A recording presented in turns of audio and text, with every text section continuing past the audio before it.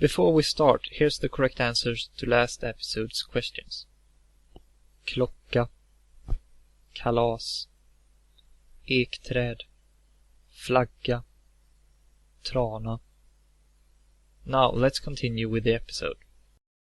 This is an English guide to learning Swedish.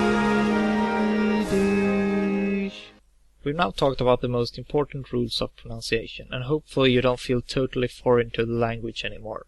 In the following 3 episodes we will dive into the hardest part of Swedish pronunciation, and that is silent letters, exceptions, and their different ch and sh sounds. Understand that it's really hard if you're not exposed to Swedish on a daily basis, and not at all rewarding to listen to something when you don't understand a iota. But language aren't something that can be learned just like that. You have to listen to a lot to be accustomed to the melody of the language. So whatever opportunity you have to listen to Swedish, take it. Use Google Translate and search for something on YouTube. All languages has exceptions and they are hard to learn by nature, so it's important to get an intuition. Anyhow, in this episode I will cover silent letters and most of the pronunciation of G. In the following episodes, be observant, because some of these words are homophones, meaning same sounding, but there's a lot of difference in meaning. As I mentioned in episode 2, the letter J causes a lot of preceding letters to become silent. These letters are D, G, H, and L. For D, some examples are djur, djävul, djup.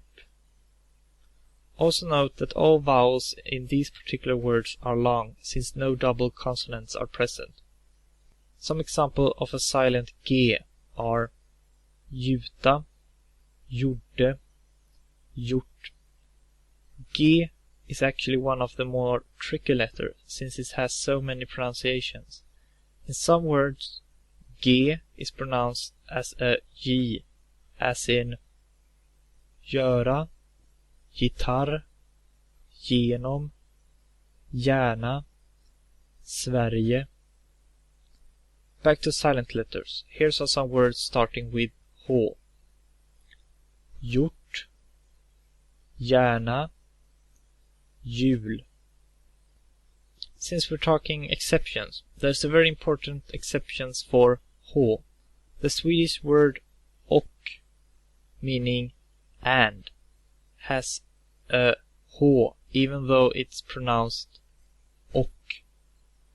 As you know by now, Swedish doesn't use double K. Instead we use CK. For some reason, one of the most common words is a super weird exception, where the K in CK is replaced for a H. So keep that in mind. It's pronounced och. And lastly, we have the silent L. Ljus, ljud, ljuv, ljummen. I try to keep these episodes short and efficient, so that was everything I had for now. I will end with the homophones in this episode, which were gjort, gjort, gärna, gärna. Next time I will go through the terrible ch sounds. Thank you for watching.